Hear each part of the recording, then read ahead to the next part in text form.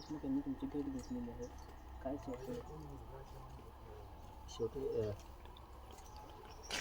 काय असतं बघा, झालेला आघात, झालेलं दुःख हे सहन होण्याच्या पलीकडचं. शेवटी त्यालाच कळतं आपला गावाचा जीव गेल्यावर वेदना काय असते. बोलणं दाटूमुटीने काळजी केल्यासारखं हा भाग वेगळा असतो. ते दुःख वेदना त्यांना शब्दात व्यक्त करताच येत नाही.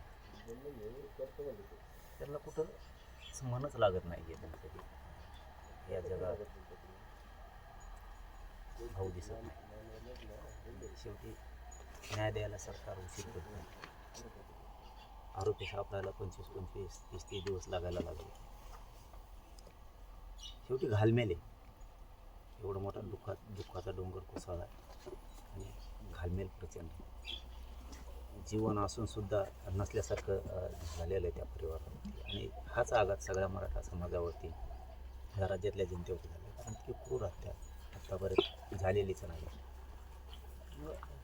ते चर्चेसाठी आले पाहिजे. आम्ही चर्चा केली ना, त्यांचं काय म्हणणं आहे काय नाही पूर्ण ऐकून घेणारे, माझा समाजालाही त्यांच्या भावना सगळ्या सांगणारे.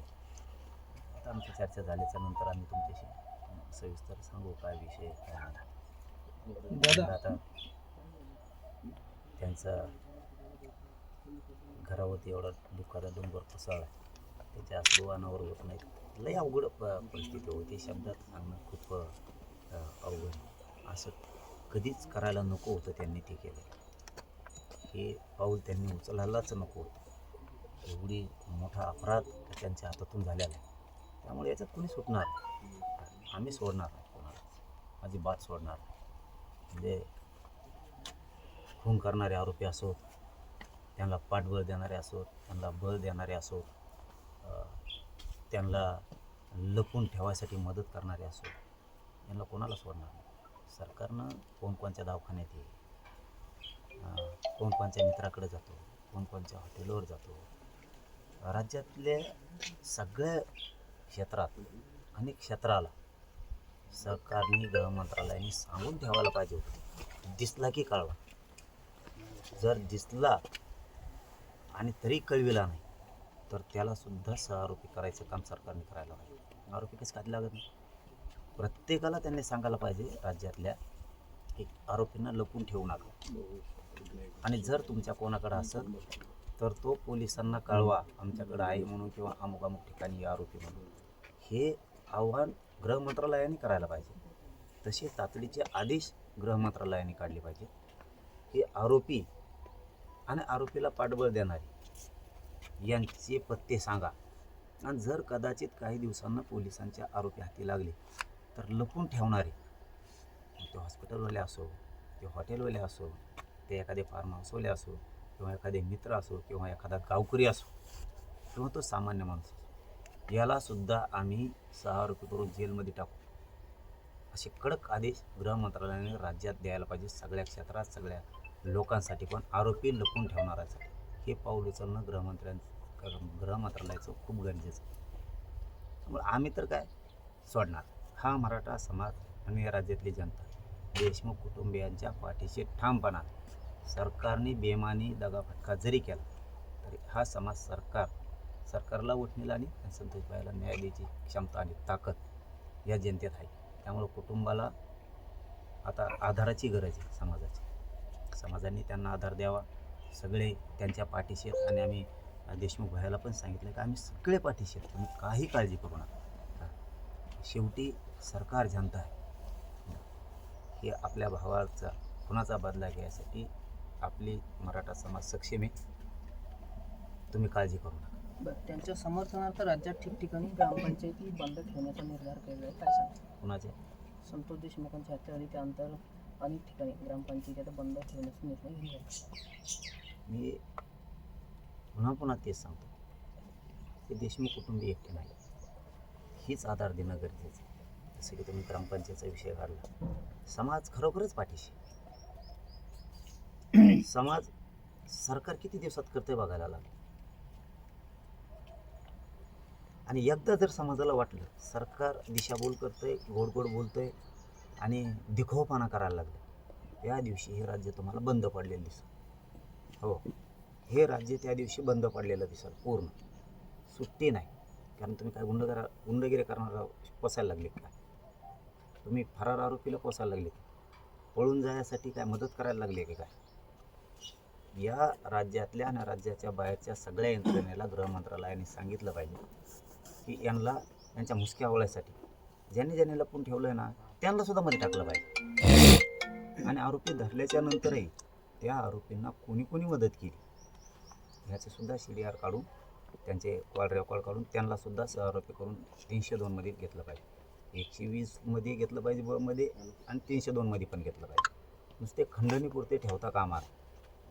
त्या खंडणीमुळं आमचा माणसाला यांनी मारून टाकले, त्यांना सुट्टी नाही. आणि समाज पाठीशी हे ग्रामपंचायतीच काय, तुम्ही बघा आता आणखी थोड्याच दिवसात पुरं राज्य ढवळून येणार, पुऱ्या राज्यात आंदोलन सुरू होणार. आणि त्या दिवशीच आम्ही आव्हान पण केलं आहे, आजही पुन्हा करतो की या राज्यातल्या सगळ्या जनतेला आणि मराठा समाजाला विशेष करून सांगणं आहे, आपण आपल्या जिल्ह्यात बैठका घ्या, कोणाची वाट बघू नका. पूर्ण राज्यात जिल्ह्यात हे लोन आंदोलनाचं पसरलं पाहिजे. सगळीकडे मोर्चे सुरू करा. आता परभणीच्या तारीख डिक्लेअर झाल्या, बऱ्याच जागेवरच्या तारखे डिक्लेअर व्हायला लागल्या आणि सगळे लढतायत ना. आता बीडमधला विषय घेतला तरी सगळे लढतायत, ते पक्षाचे कोणते असू द्या.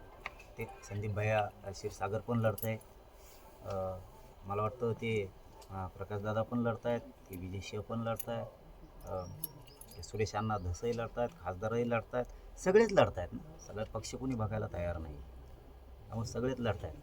तर आता ते संदीप क्षीरसागर तर काय जात बघायचंही काम नाही, काहीच नाही, लढत आहेत. आणि सगळ्यांनी लढावं असंच राज्यभरातल्या सगळ्याच आमदारांनी या कुटुंबाच्या पाठीशी उभं राहणं गरजेचं आहे. आरोपीला तात्काळ अटक करावी यासाठी सरपंच संघटनेची मागणी आहे. 3 दिवस ग्रामपंचायती बंद ठेवण्यात आली. रास्त मागणी आहे. तुम्हाला अटक करायला जर ग्रामपंचायती बंद ठेवायची वेळ आली, काय सरकार आहे का काय? तुम्हाला न्यायच नाही द्यायचं ठरवलं आहे का? हे चुकीचा गैरसमज आहे तुमचा सरकार म्हणून, की आमच्याकडे आमके मंत्री आहेत, आमच्या सरकारमध्ये आहेत म्हणून आम्हाला ते करता येत नाही. तुमचा भाऊ असतात, तुमच्या बहिणीच्या नवऱ्यावरती असं घडलं असतं तर मग तुम्हाला किती वाईट वाटलं असतं. त्यामुळं या लेकराला या राज्याचा मुलगा सरकारनं समजावा आणि आरोपीला पाठीशी घालून अजिबात जिथल्या तिथं तुकडाच पडला पाहिजे.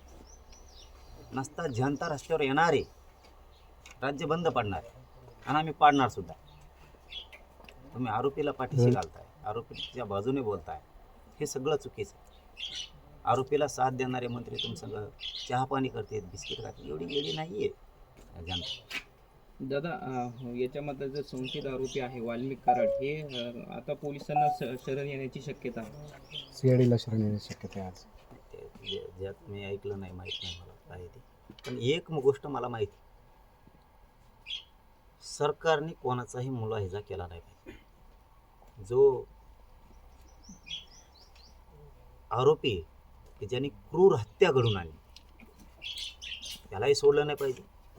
त्याच्या पाठीशी जो नेता आहे त्यालाही सोडलं नाही पाहिजे. तुम्हाला वाटतं याला अटक केलं, त्याला अटक केलं, आता झाला गेला विषय. आणखीन ते 2-3 फरार आहेत मुख्य आरोपी, त्याच्यात आणखीन लय मोठे जणून एकमेकाला साथ देणारे. यांना ह्या 10-20 जणाला साथ देणारा कोण? मग तो साधा माणूस असो, मंत्री असो, आमदार असो, खासदार असो, तो सुद्धा शोधायचा. यांना इतक्या जणाला पाठबळ देणारा कोण? त्यांचे फोन झालेले आहेत, त्यांना मध्ये टाकलं पाहिजे, त्याला सुद्धा घेतलं पाहिजे. कारण आत्तापर्यंत तर कोणता विषय घेतलेलाच नाही आहे. तरी पण काही लोक जाणून बुजून त्याचं नाव नाही, तुम्ही कोण म्हणणारे? त्याचं नाव नाही म्हणणारे तुम्ही कोण? मदत करणारे सगळेचे सगळे याच्यात आले पाहिजेत. नसता सरकारला सोपं जाणार नाही. आम्ही पुऱ्या राज्यात आंदोलनं सुरू करणार आहेत आणि झाले सुरू. ते आता दादा, बीड जिल्ह्यासाठी पालकमंत्री म्हणून मुख्यमंत्र्यांनी स्वतः जबाबदारी घ्यावी अशा पद्धतीची मागणी जी आहे ती बीडकरांकडून करण्यात येत आहे. आम्हाला संतोष भैयाचे सगळे आरोपी अटक पाहिजेत आणि त्यांच्यावर कठोर कारवाई पाहिजे. त्यांना पाठबळ पुरवणारे सुद्धा जेलमध्ये पाहिजे. ते कोणी पण असू दे, कोणत्याही पदावर बसलेला असू दे, आत्ताही ते सुद्धा सगळे पाहिजेत. सुट्टी नाही. कोण करायचं आणि काय करायचं ते माझा प्रश्न नाही. मला एवढंच माहिती आहे, त्यात मंत्री असो, आमदार असो, खासदार असो, त्या खून करणाऱ्या आरोपींच्या पाठीशी जे जे उभा राहिले, ज्यांनी खून करायचे प्रयत्न केले आरोपींना वाचवायसाठी, सरकारकडे एरझऱ्या घालल्या, ती एरझऱ्या घालणारे सुद्धा जेलमध्ये पाहिजे. त्यांना अजिबात सुट्टी नाही. तो महाजन कशाला मागं ठेवलाय? हो. त्याला कसं का बडतर्फ केलं नाही? याच्यात आणखीन 4-2 पोलीस आहेत, तेही का नाही घेतले? ते आरोपी कुठे गेले? ते मुख्य आरोपी 2-4 जण आणखी. म्हणजे तुम्ही दिखाऊपणाचं नाटक नका. तुम्हाला सुट्टी नाही, सुट्टी नाही. समाज आता खवाळला.